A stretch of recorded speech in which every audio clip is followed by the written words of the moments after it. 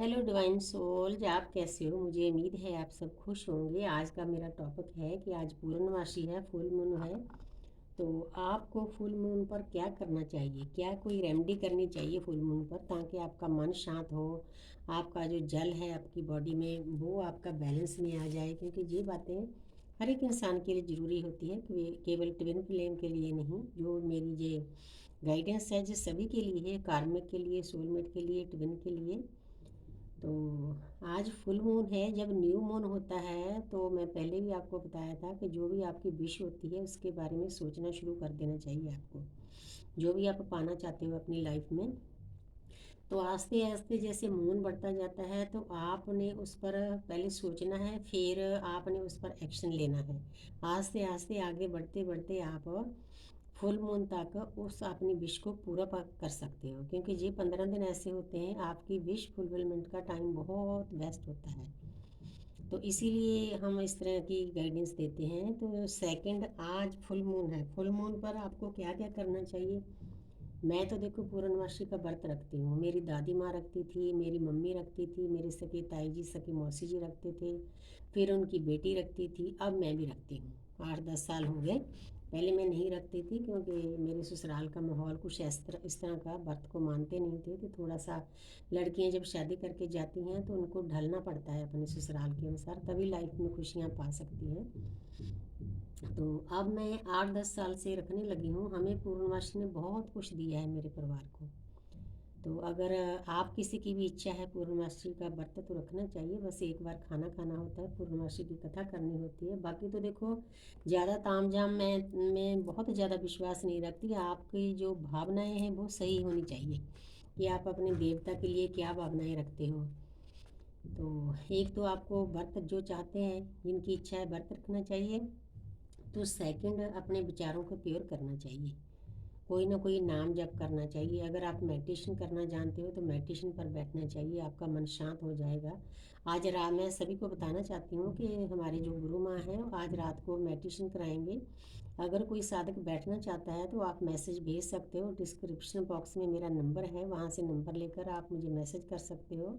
तो मैं आपको, अगर आपने पहले मतलब मेडिटेशन की है तब, क्योंकि ये जो मेडिटेशन होती है ना, अपना मस्या की हुई, पूर्णमासी की हुई, बहुत हाई लेवल की होती है। जिसने कभी मेडिटेशन नहीं की उनको मैं रिकमेंड नहीं करती, क्योंकि ऊर्जा संभाल नहीं पाएंगे बच्चे। तो अगर आपकी इच्छा है तो आप मुझे मैसेज कर सकते हो, मैं आपको लिंक भेज दूँगी। तो तीसरा, अगर आपके पास कोई चीज़ है, जैसे मेरे पास ये है अपना मोती हैं, स्टोन हैं, आगे पड़े हैं 7 चक्रा के। तो ये सभी चीज़ें हैं, देखो क्रिस्टल हैं हमारे पास सभी।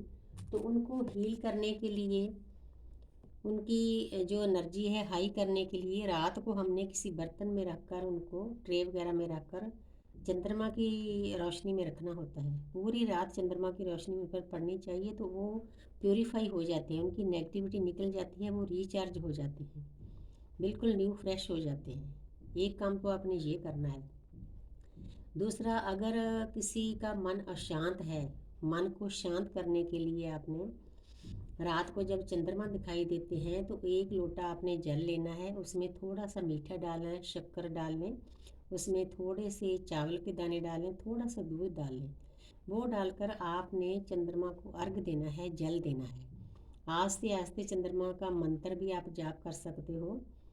तो अब थोड़ा सा मुझे मंत्र याद नहीं आ रहा, मैंने ओम शम नहीं, चंद्रमा से, तो मैं फिर बाद में रिकमेंड कर दूंगी आपको। तो आप वैसे भी मतलब आप चंद्रमा को बोल सकते हो, जो कुछ भी बोलना है। चंद्रमा हमारी माता होते हैं, हमारी हर एक बात सुनते हैं।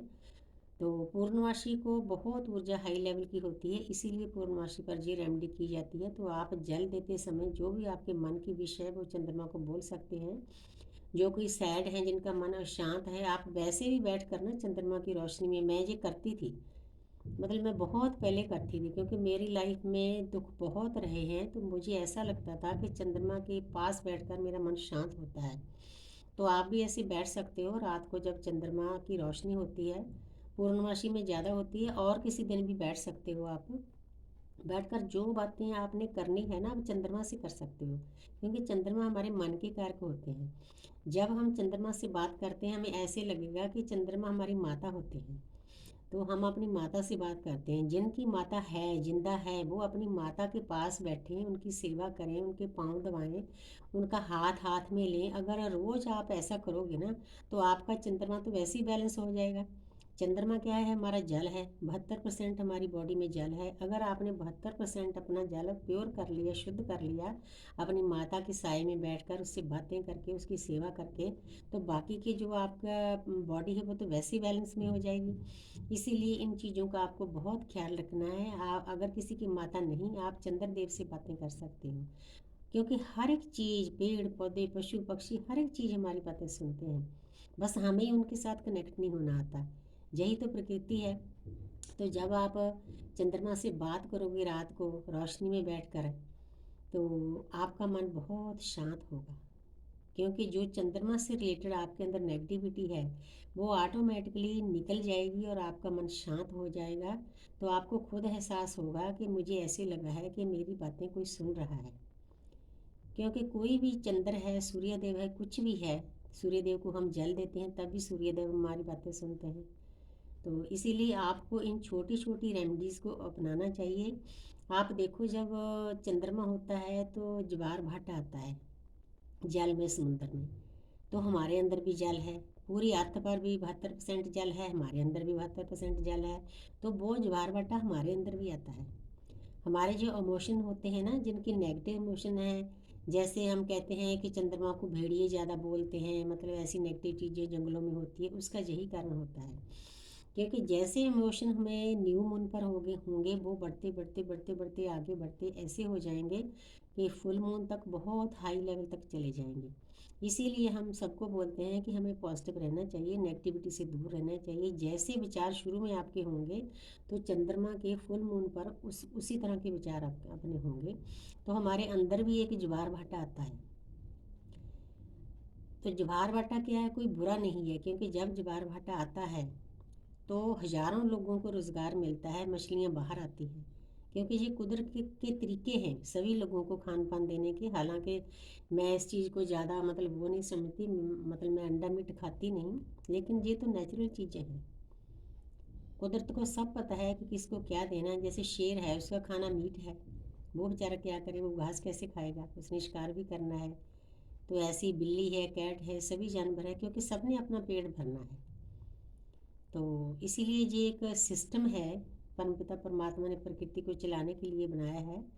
तो मैंने आपको कई रेमेडीज़ बता दी है, कई आपके जो मन आपका बेचैन है उसके लिए थोड़ा सा जितना मुझे पता था बता दिया। तो आप आए चंद्रमा में ऐसे कर सकते हो। जब चंद्रमा उगता है, आपको मतलब एक दूज तीज में चंद्रमा को नमस्कार करना चाहिए, चौथ में नहीं करना चाहिए। क्योंकि चौथ में मेरे पेरेंट्स ने, मेरी मम्मी ने बताया था कि ये थोड़ा नेगेटिव कई बार होता है। तो आपको नमस्कार करके ना चंद्रमा को पूरी प्रकृति का सुख मांगना चाहिए। मैं बचपन से ये करती हूँ। तो इसीलिए आपको भी ये चीज़ें करनी है। तो आप रात को सोने के टाइम पास में जल रखा करो, एक लोटा, क्योंकि वो भी हमें शांति देता है। उस जल को किसी पेड़ पौधे में डाल दो।